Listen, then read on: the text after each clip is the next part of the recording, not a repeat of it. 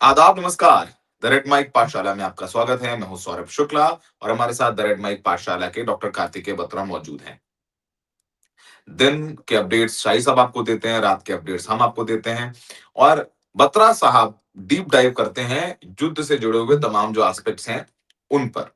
अब आज हम बात कर रहे हैं, हमने विश्व में बात की भाई इंडिया में क्या हो रहा है। हमने बताया आपको विश्व भर में तेल के दाम बढ़ गए हैं।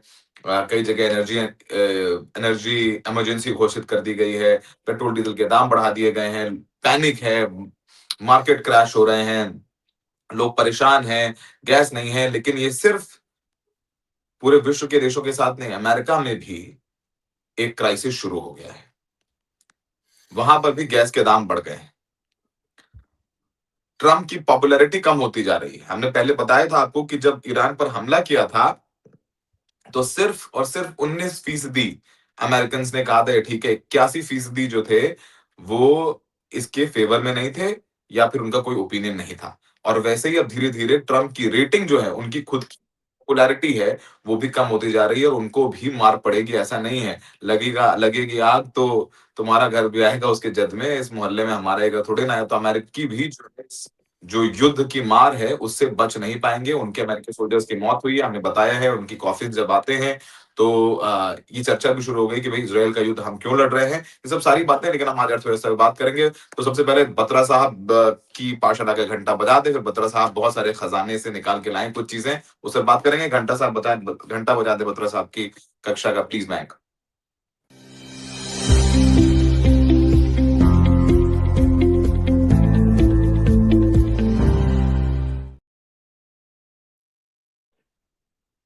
घंटा बज गया बत्रा साहब, बताइए अमेरिका में क्या चल रहा है इस वक्त। देखिए सौरभ, जैसे आपने जिक्र किया कि इस युद्ध के जो इफेक्ट्स हैं, जो आर्थिक, जिस पर हम चर्चा कर रहे हैं पिछले कुछ दिनों से, जैसा कि आपने जिक्र किया कि इस शो पर हम मोटा मोटी आर्थिक मुद्दों पर बात कर रहे हैं कि इस पे क्या असर पड़ रहा है दुनिया में, भारत पे। आपने जिक्र किया कि फिलीपींस में इमरजेंसी लग गई। आज भारत में एक्साइज ड्यूटी, जिस पर हम बहुत दिनों से बात कर रहे थे कि सरकार के पास एक कुशन है, तेल के दाम बढ़ेंगे, सबसे पहले एक्साइज ड्यूटी कम होगी और फिर शायद सरकार दाम बढ़ाएगी, तो वो भी हो गया।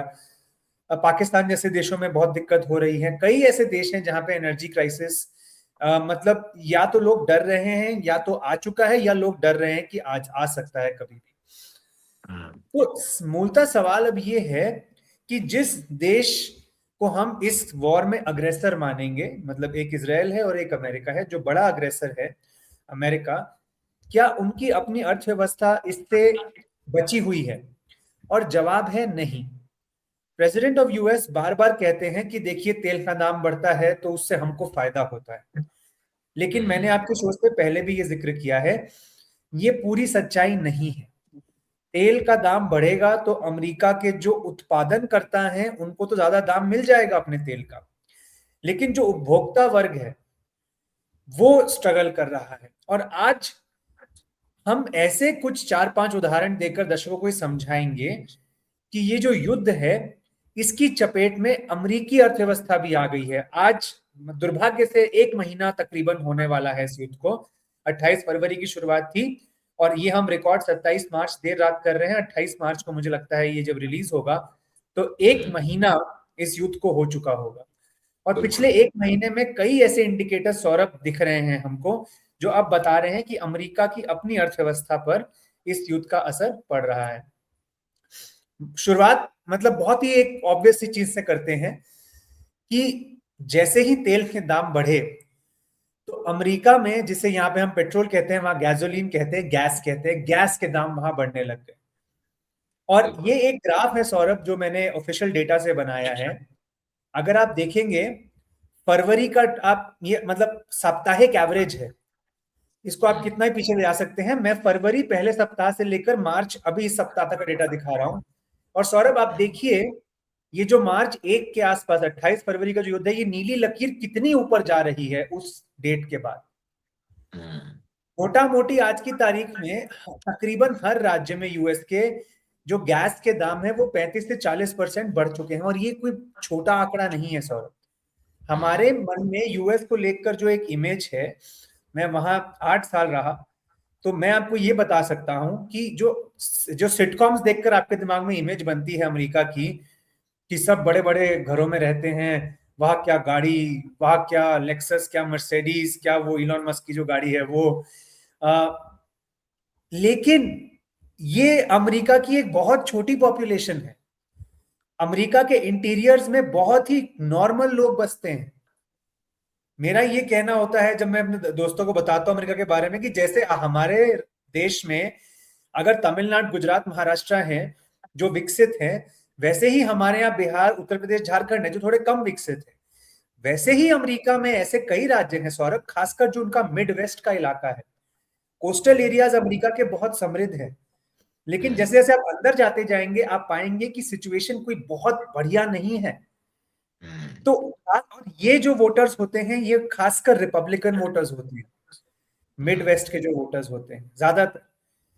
तो ऐसे वोटर्स, और इवन बड़े शहरों में, चाहे आप कैलिफोर्निया के शहर ले लीजिए, न्यूयॉर्क ले लीजिए, वॉशिंगटन डीसी ले लीजिए, बहुत बड़ा तबका ऐसा बसता है जो छोटे छोटे घरों में रहता है, ऐसे सोसाइटीज, ऐसे एरियाज में रहता है जहां आपको दिख जाएगा कि ये लो इनकम एरियाज है। तो उन पर इसकी मार डायरेक्ट पड़ती है।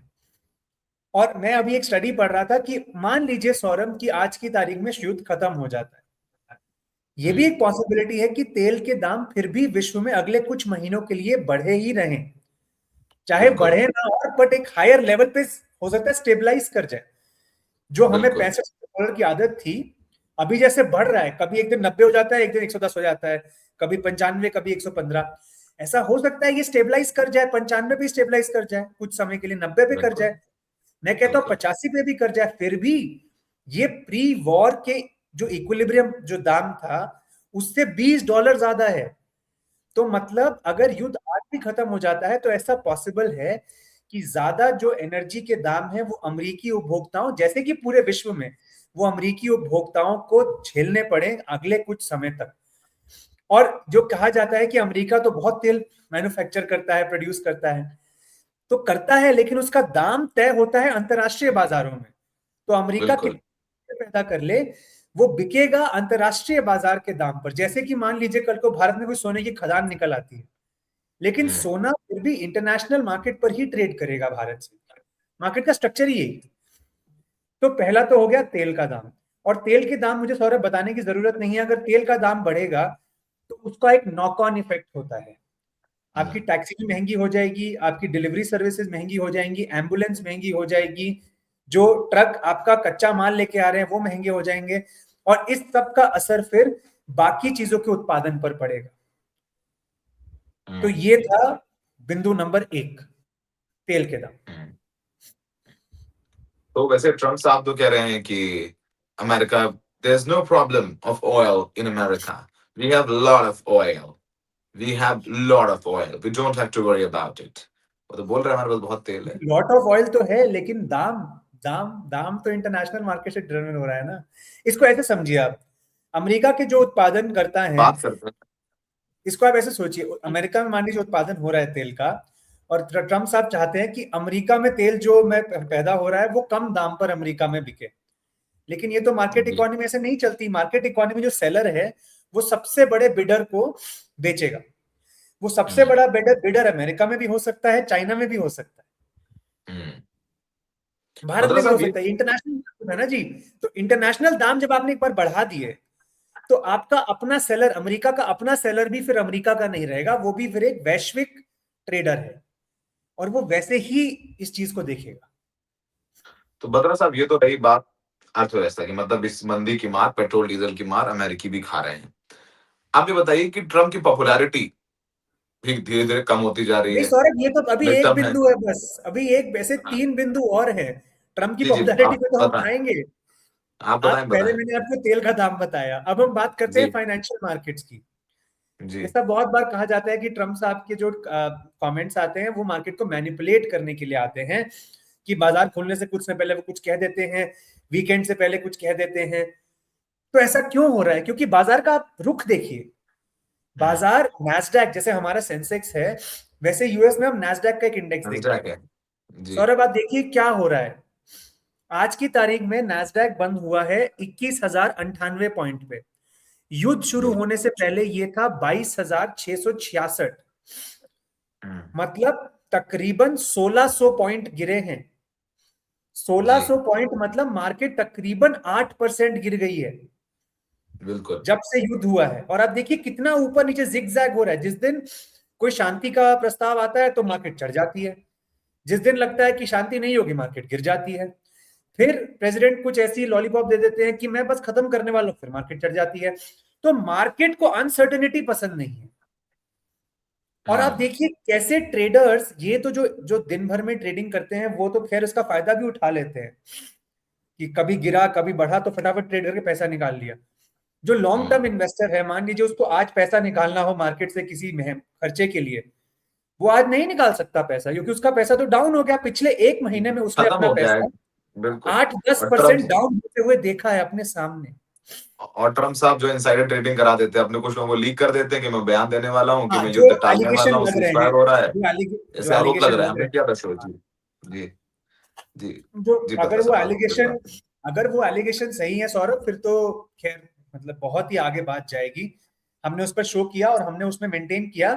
अभी ये एलिगेशन है, कभी कोई जी। इंस्टीट्यूशनल इंक्वायरी अगर उस पर बैठी और उसमें सही में ऐसा कुछ निकला तो ये एक बहुत बड़ी चीज मानी जाएगी, मतलब हम्म। अमेरिका के इतिहास में।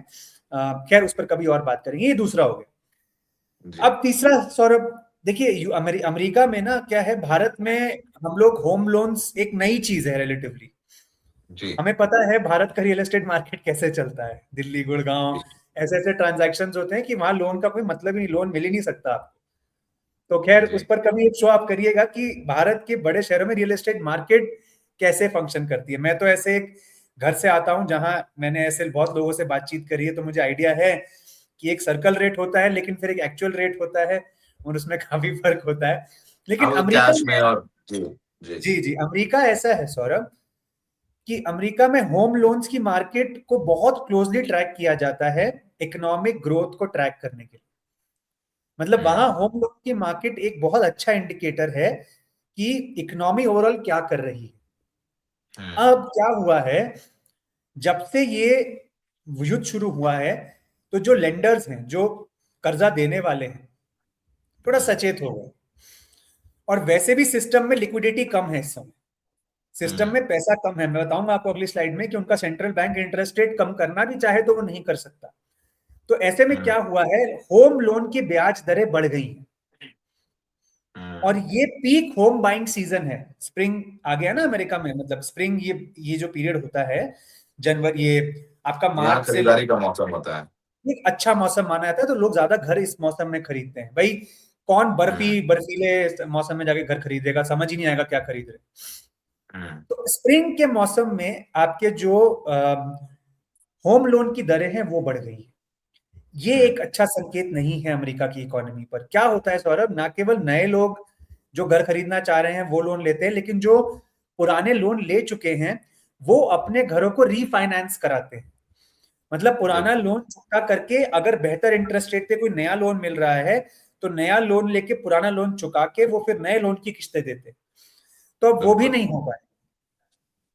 बिल्कुल। और इसी से संबंधित जो आखिरी था कि फेडरल रिजर्व जो है अमेरिका का, जो उनका सेंट्रल बैंक है जैसे हमारा आरबीआई है, वो जब 18 मार्च को बैठा अपनी पिछली मीटिंग में, उसने इंटरेस्ट रेट्स नहीं काटे, जबकि मार्केट्स को उम्मीद थी इस साल इंटरेस्ट रेट कटेंगे। हम्म। ब्याज दरें, कौन नहीं चाहता, कौन ट्रेडर नहीं चाहता, कौन बिजनेस करता नहीं चाहता कि इंटरेस्ट रेट मतलब ना घटे। हाँ, एज अ सेवर मैं नहीं चाहूंगा कि इंटरेस्ट रेट घटे मेरी एफडी का, लेकिन as a business person, as an investor, मैं चाहूंगा कि इंटरेस्ट रेट्स घटते रहें ताकि मैं और पैसा उठा के और निवेश करूं। तो बिल्कुल। वो डिसीजन सेंट्रल बैंक नहीं ले पाया, क्योंकि उसने कहा कि महंगाई हमें दिख रही है कि बढ़ सकती है युद्ध की वजह से, हम्म। और इंटरेस्ट रेट्स का एक काम होता है वो महंगाई को चेक में रखते हैं। बिल्कुल। जब भी आप देखिए भारत में भी अगर महंगाई बढ़ती है तो इंटरेस्ट रेट बढ़ा के बोला जाता है we have had to increase interest rates because inflation is high. Has gone up, तो यस। ऐसे में जब कभी जरूरी नहीं होता कि इन्फ्लेशन अभी हाई, अगर आपको लग रहा है ना फ्यूचर में भी हाई हो सकती तब भी आप इंटरेस्ट रेट बढ़ा देते। तो अमेरिका बिल्कुल। में बढ़ा तो नहीं, बट उन्होंने कहा जो हम काट सकते थे हम नहीं काटेंगे बिकॉज हमें डर लग रहा है फ्यूचर में इन्फ्लेशन बढ़ सकती। बिल्कुल। तो ये मैंने आपके दर्शकों को 3-4 अलग अलग आर्थिक डायमेंशंस दिखाकर ये बताया है कैसे इस युद्ध की चपेट में अब अमेरिका की अर्थव्यवस्था भी कहीं ना कहीं आती हुई दिख रही है। हम तो यही आशा कर रहे हैं कि जल्दी से युद्ध समाप्ति हो, ना केवल अमेरिका पर पूरा जो विश्व है जो इस संकट से जूझ रहा है। एक तो ह्यूमैनिटेरियन संकट तो है ही, ईरान हो, लेबनान हो, गल्फ हो जनरली, उसके साथ साथ जो आर्थिक संकट है वो पूरी दुनिया झेल रही है। तो ये खत्म हो हम चाहेंगे, लेकिन अमेरिका भी आज की तारीख में अब इससे दूर नहीं है। सौरभ, अब हम आपके अगले सवाल पर आएंगे जो आप जिसमें इंटरेस्ट जी दिखा रहे थे कुछ समय पहले। भाई, ट्रम्प रेटिंग, क्योंकि ट्रम्प साहब का देखिए आखिरी बार, इनका ये आखिरी टेन्योर है। अमेरिका जी के संविधान के हिसाब से कोई व्यक्ति सिर्फ 2 बार राष्ट्रपति रह सकता है, एक बार ट्रम्प रह चुके हैं, अभी उनका दूसरा टर्म है, तो उसके बाद उनका रिपीट तो मुश्किल लग रहा है।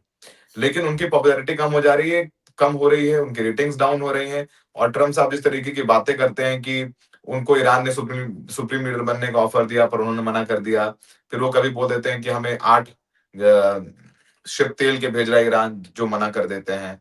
तो वो जिस तरीके के काम कर रहे हैं, जिस तरीके की बातें कर रहे हैं, इनफैक्ट हम इस वक्त जर्मनी में हैं और यहाँ पर भी मतलब जर्मन्स ने भी अपने हाथ खींच लिए हैं। उन्होंने भी अपने हाथ खींच लिए हैं इस पूरे युद्ध से। वो कह रहे हैं कि भाई ये इंटरनेशनल लॉ के खिलाफ है।